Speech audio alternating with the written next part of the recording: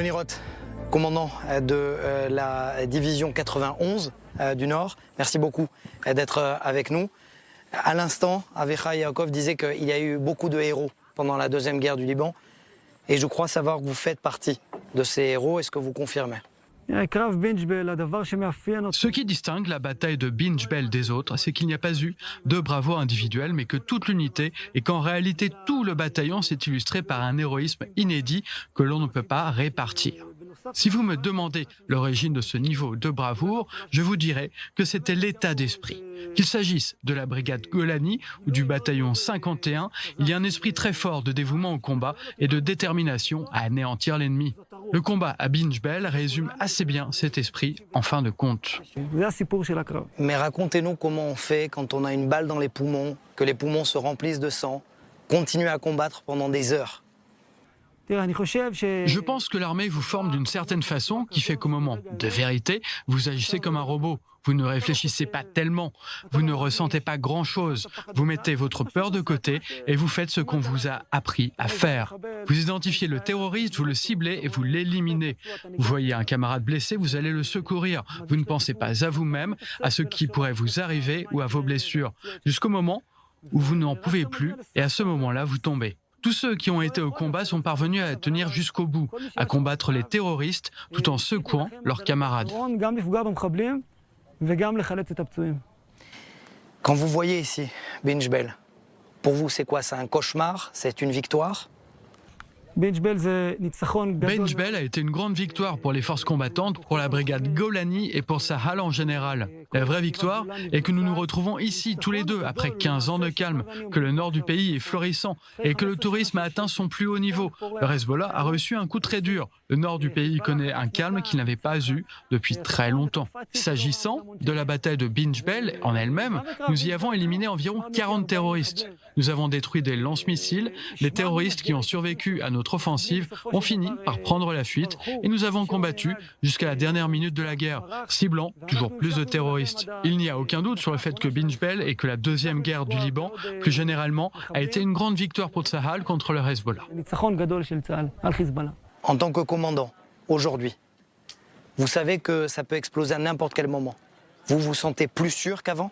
Tout d'abord, force est de constater que l'armée a très bien tiré les leçons de cette guerre. Nous avons beaucoup appris de la deuxième guerre du Liban. Entre autres, nous avons mobilisé une grande partie des effectifs de Tsahal ici, à proximité de la frontière, ce qui représente pour nous deux avantages. Premièrement, nos soldats s'entraînent désormais dans un périmètre qui ressemble beaucoup au théâtre d'opération libanais, ce qui signifie qu'en cas de nouvelle guerre, nos soldats se sentiront chez eux au Liban. Deuxièmement, nous sommes présents de façon massive à la frontière, ce qui fait que nous pourrions nous défendre beaucoup plus rapidement et efficacement en cas d'agression. Bien que, pendant que vous vous entraînez à la guerre, le Hezbollah l'a fait, la guerre au quotidien. Est-ce qu'il n'y a pas un déséquilibre des forces?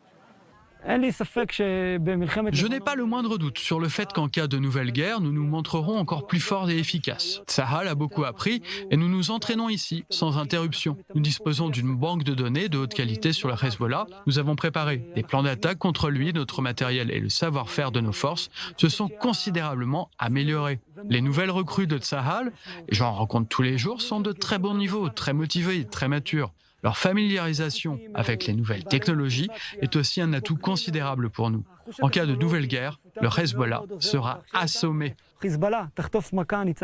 Ça suffit face à un ennemi qui est quand même beaucoup plus fort qu'avant?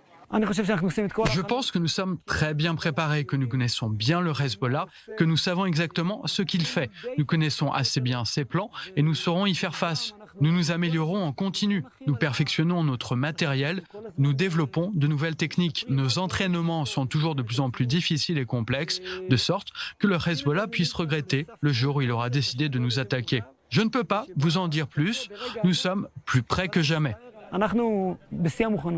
Commandant Roth, ça sera ma dernière question. Quand on est un jeune soldat, qu'on est au cours d'officier et qu'on doit tout laisser pour venir combattre avec ses frères d'armes derrière dans un pays ennemi, qu'est-ce qui se passe dans sa tête? Tout d'abord, personne ne m'a appelé. J'y suis allé de plein gré. Lorsqu'un combattant de Golani apprend que ses compagnons d'armes vont se battre au Liban, la question ne se pose pas, il laisse tout et il part avec eux. Sur le chemin conduisant à la frontière, j'ai pris un bus duquel je voyais le mont Méron et d'autres paysages en flammes. Le Hezbollah bombardait les agglomérations civiles, tirant sur femmes et enfants. Quand vous pensez à l'ennemi qui se trouve en face de vous, vous ne vous posez pas de questions. Les choses deviennent très claires, car vous savez que si vous n'allez pas l'anéantir, il viendra, lui, vous anéantir et c'est ce qu'il veut. La confiance que vous avez dans la justesse de votre cause et dans le fait que vous protégez l'État d'Israël vous donne beaucoup de force et vous pousse à mettre vos peurs de côté, à rester déterminé et aller jusqu'au bout de votre mission. Commandant Yoni Roth, merci beaucoup. Vous êtes commandant de cette division 91 qui protège donc cette frontière. Merci à vous d'avoir été avec nous.